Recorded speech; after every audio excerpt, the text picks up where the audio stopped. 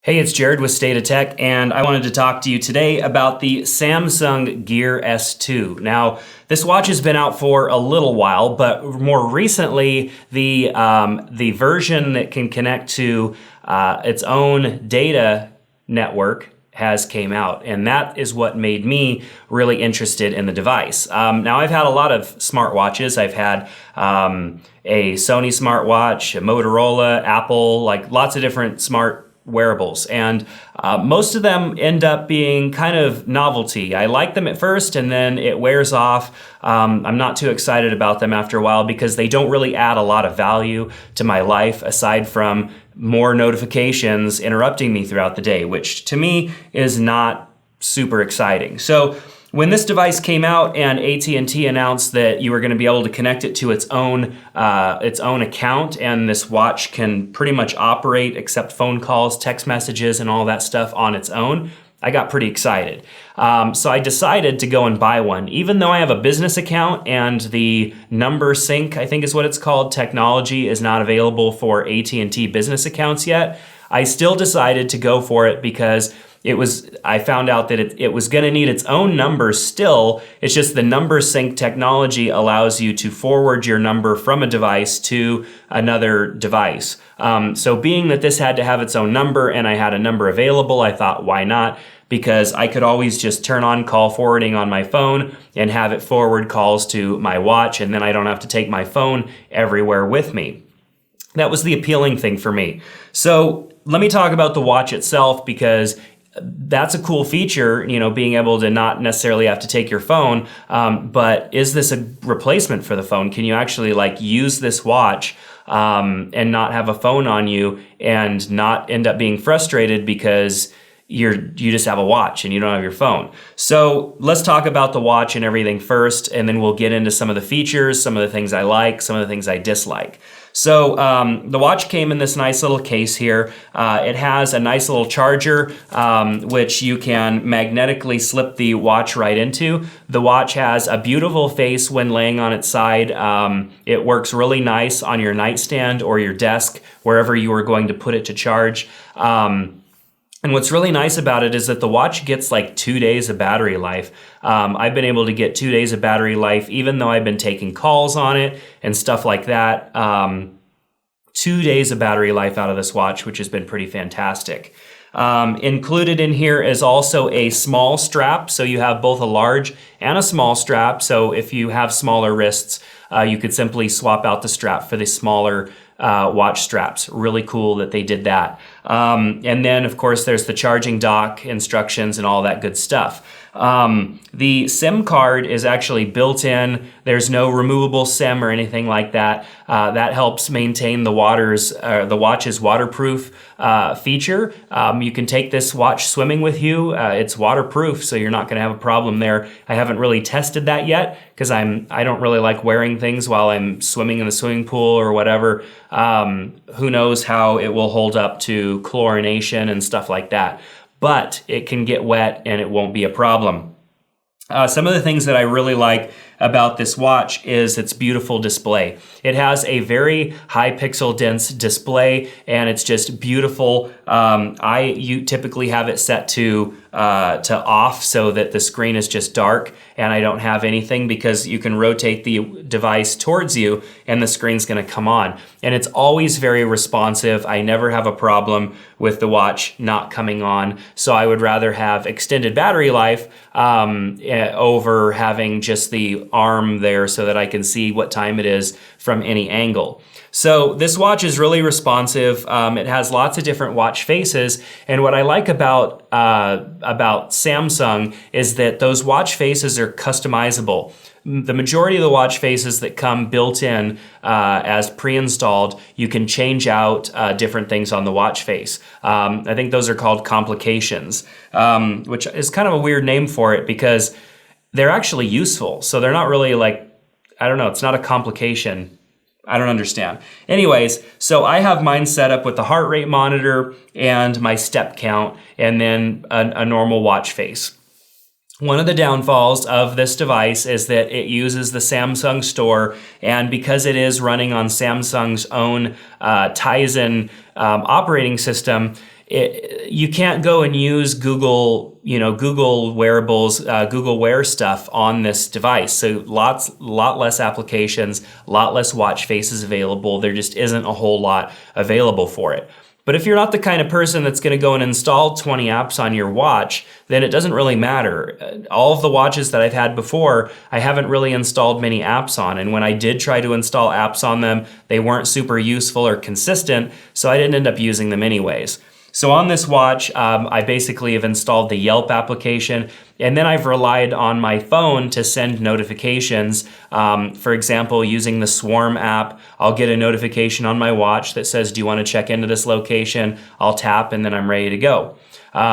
So notifications work relatively well. When I get a text message, nice full image shows up that I can see of that image that maybe was text messaged to me. I have a Nest camera, like a drop cam, and when a notification goes off, a motion sense notification, I actually see an image preview here, which is the same thing happens on my other Android watches, but it still does it on this watch, and it's a nice feature.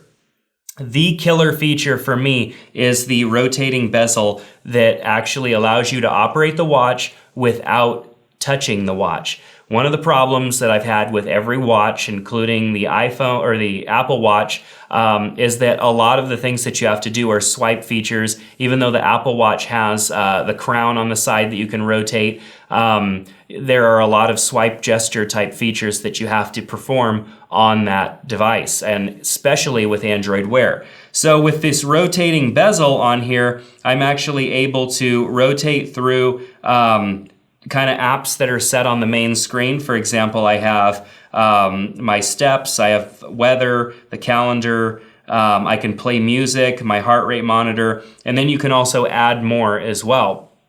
And then if you rotate the bezel in the opposite direction, you have your notifications, and then you can swipe up on those notifications to clear them out and get rid of them.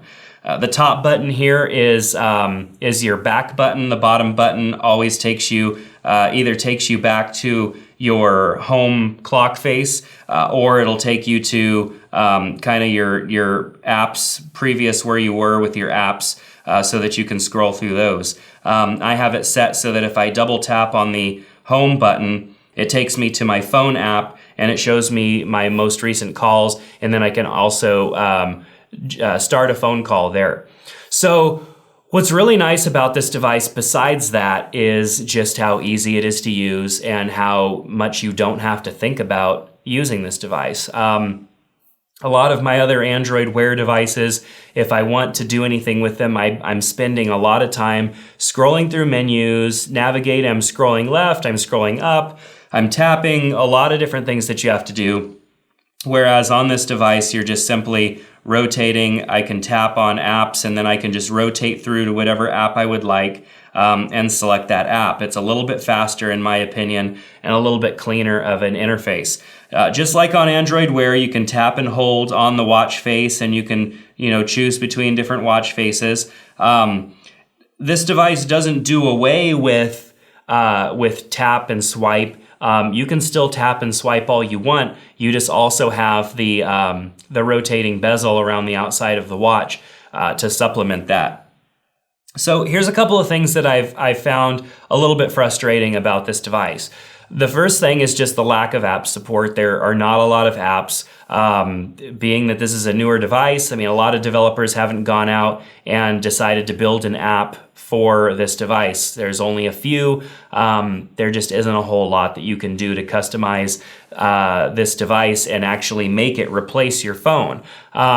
I didn't imagine it being able to replace my phone. I don't think that a watch will really ever be able to replace our phone, considering the ways that we use our phones most of the time. However, if I wanted to be able to leave my phone in the car while I ran into a store or something like that and not have to worry about my phone, can this watch handle that for me? And so far it can. I mean, I'll set my phone to forward calls so that if I get a call, I can answer it, but it doesn't forward text messages yet because the the number sync, AT&T's number sync technology isn't available to business customers, so I don't have that feature yet. Soon I will though, and I'll be able to send all calls and text messages from this device straight to my watch. So that part's kind of neat. However, I rely heavily on Evernote and a few other applications that just are not available in this Samsung store for this particular device. And that's kind of a bummer because it limits my ability to use this device.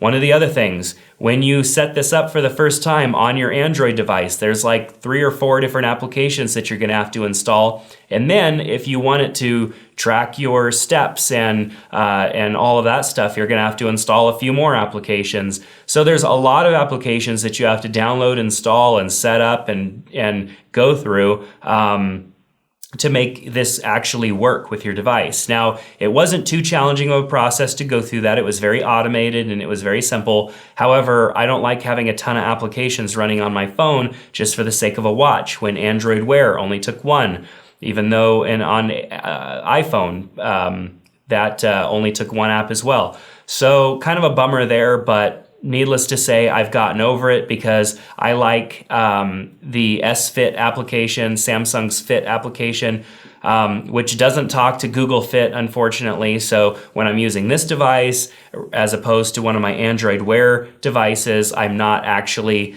showing any activity for those days because the apps don't talk. I kind of wish they did, but Samsung's decided not to integrate with Google Fit.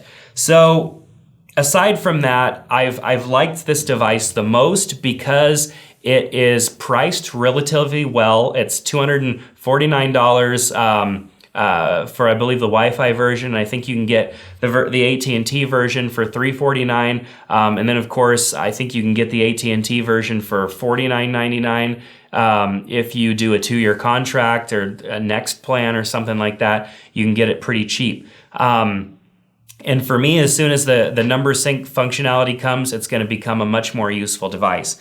So in considering this device over a Android Wear device like the Sony Smartwatch 3, which is relatively cheap and a very useful device, or a Motorola Moto 360, I would say this is probably the best buy that you can get because of the quality of the screen, the longevity of the battery, the amount of storage that it comes with, 4 gigabytes, the fact that you can have the AT&T number sync technology if you're on the AT&T's network.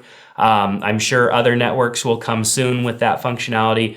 There's a lot more that this watch offers, so long as that you're not too interested in applications. I'm really hoping that Samsung does a push to try and get developers to develop versions of their applications for this device so that it becomes a true contender to Android Wear and the Apple Watch. So if you're interested in learning more about this device, there's a link in the description below to where you can check it out.